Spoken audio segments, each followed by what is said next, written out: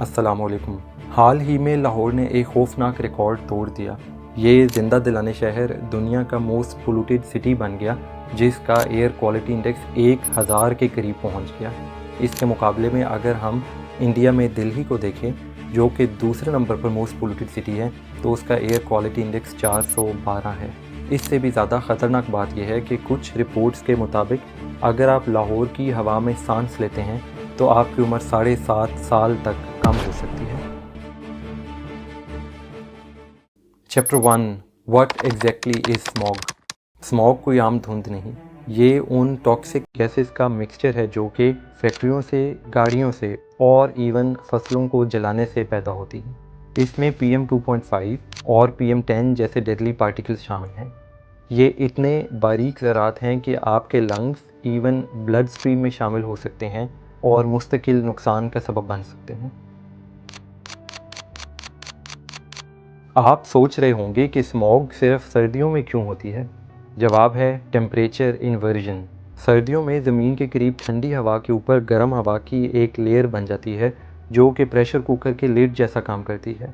इस वजह से हवा में मौजूद स्मोक, डस्ट और पोल्यूशन पार्टिकल्स ऊपर उठकर फैल नहीं सकते और वो ज़मीन के करीब करीब रहते हैं।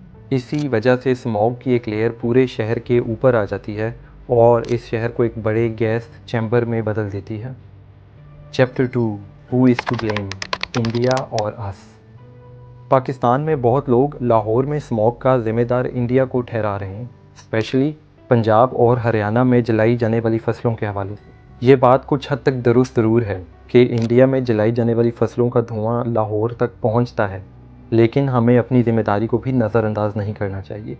पाकिस्तान में भी वही फसलें उगाई जाती हैं और उसी तरीके से खेतों को जलाया जाता है।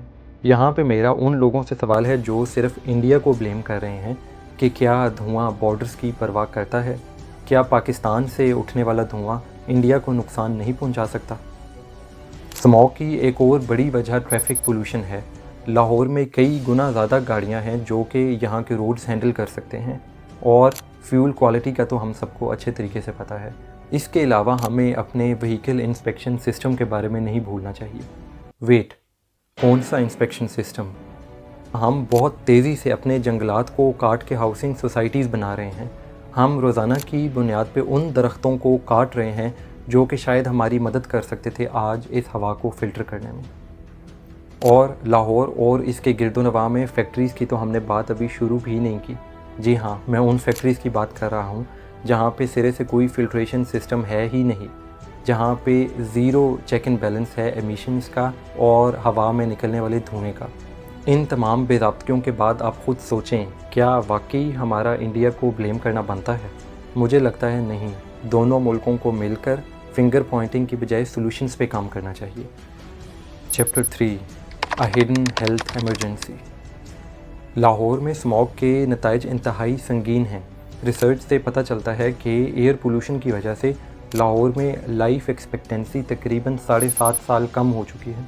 स्मॉग में मौजूद PM 2.5 पार्टिकल्स हमारे खून में शामिल होकर दिल की बीमारियों, कैंसर और इवन दिमागी अमराज का सबब बन रहे हैं। और बच्चों के लिए तो ये और भी ज़्यादा ख़तरनाक है। उनके लंग्स अभी डेवलप हो रहे होते हैं और वो बड़ों की निस्बत ज़्यादा तेज़ सांस लेते हैं, जिसका मतलब है कि यही पार्टिकल्स उनकी बॉडी में और ज़्यादा एब्जॉर्ब होते हैं। जब स्मॉग अपने उरूज पे होती है तो अस्पतालों में सांस की बीमारियों और अस्थमा के मरीज़ों की तादाद 3 से 4 गुना बढ़ जाती है। यही वो वक्त है जब हम खुद से पूछें, क्या हम अपने बच्चों का ऐसा ही मुस्तकबिल चाहते हैं? Chapter 4, solutions. दुनिया के मुख्तलिफ शहर इस बहरान से पहले ही गुजर चुके हैं और इवन इसका हल तलाश कर चुके हैं।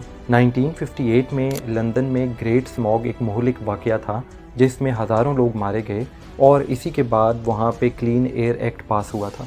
इसी तरह 1970s में लॉस एंजलिस में भी सीवियर स्मॉग हुई, जिसका मुकाबला किया उन्होंने स्ट्रिक्ट एमिशन स्टैंडर्ड्स और पब्लिक ट्रांसपोर्ट में इन्वेस्ट करते हुए। एक मिनट के लिए अगर हम वेस्ट को साइड पे करके अपने हमसायों पे नज़र डालें तो इंडिया ने 2016 में दिल्ली में ऑड इवन स्कीम इंट्रोड्यूस की थी, जिसका मकसद था रोड पे गाड़ियों की तादाद को कम करके पोल्यूशन में कमी लाना। ये स्कीम मौसर थी या नहीं, ये एक डिफरेंट टॉपिक है, लेकिन कम अज़ कम इससे हुकूमत की संजीदगी का अंदाज़ा होता है। सवाल ये है कि पाकिस्तान की हुकूमत ने स्कूल बंद करने और इंडिया को ब्लेम करने के अलावा क्या मौसर इक़दाम किए हैं। कुछ सॉल्यूशंस जो मुझे लगता है हमारे बस में हैं और हमें जल्द से जल्द करने चाहिए। हमें बाकी ममालिक की तरह proper vehicle inspection system introduce करना होगा, जिसका काम यह होगा कि वो उन गाड़ियों को जो एमिशन स्टैंडर्ड्स पर पूरी नहीं उतरती रोड पर चलने से रोके। हमें अपने पब्लिक ट्रांसपोर्ट को और ज़्यादा इम्प्रूव करना होगा।